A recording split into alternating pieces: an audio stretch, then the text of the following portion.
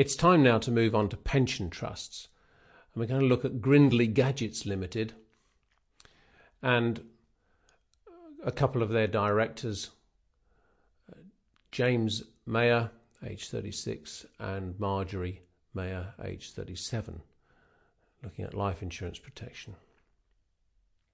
I'm then going to move on to a further case study looking at Wendy Spotswood, age 28,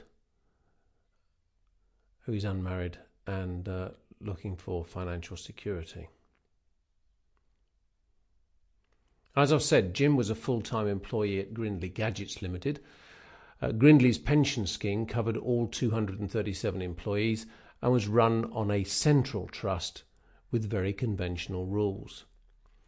Jim decided to leave his wife and teenage children and vacate his marital home to set up with a new relationship with Wendy, who already had one child by him and was expecting another. Greg, the company's personnel manager and a trustee of the pension scheme, was advising Jim on the action that he should take. What action do you think Jim could take concerning the scheme benefits? Take time now just to reflect on what we've already discussed in the past and how that might be appropriate to Jim Mayer's situation now.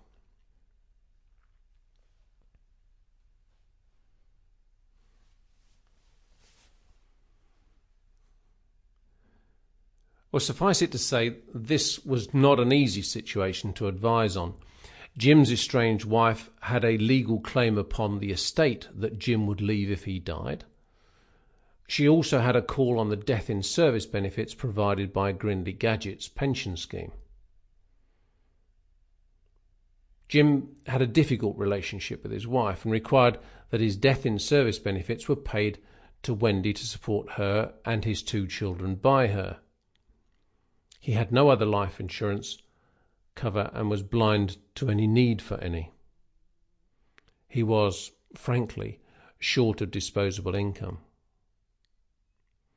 The personnel department advised him accordingly. Jim wrote a letter of wishes to the trustees, sealed it in an envelope and lodged it with the personnel department.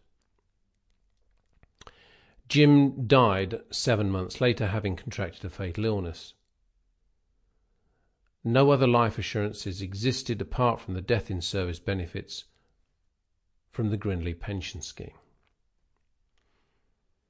The letter of wishes, when it was opened, asked that the trustees pay all of the death in service benefits to Wendy. However, the trustees had 2 claimants against the funds: Marjorie, his estranged wife, and Wendy, the mother of 2 young illegitimate children.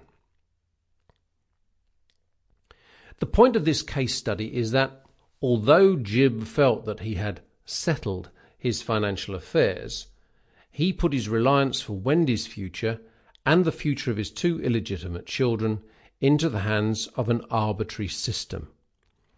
The trustees for the pension scheme could well have taken the decision that, in the absence of a divorce, Marjorie, as the estranged wife, had as much, if not more, call on the funds due to her circumstances in bringing up 2 teenage children as any other candidate for the benefits. The additional overriding factor was that she was the widow of the deceased. Refer back to the previous study and reflect upon the similarity of the arrangements. The circumstances are quite similar, but the lessons are there to draw upon. A letter of wishes is only as good as the circumstances allow it to be. Remembering also King Richard, think of the possibilities that a simple letter of wishes would have opened up for Prince John. In the event, the trustees provided for both women, or should I say for Marjorie, the legal widow, and all 4 children. This was a woefully inadequate solution to both families' circumstances. Both women. Sample complete. Ready to continue?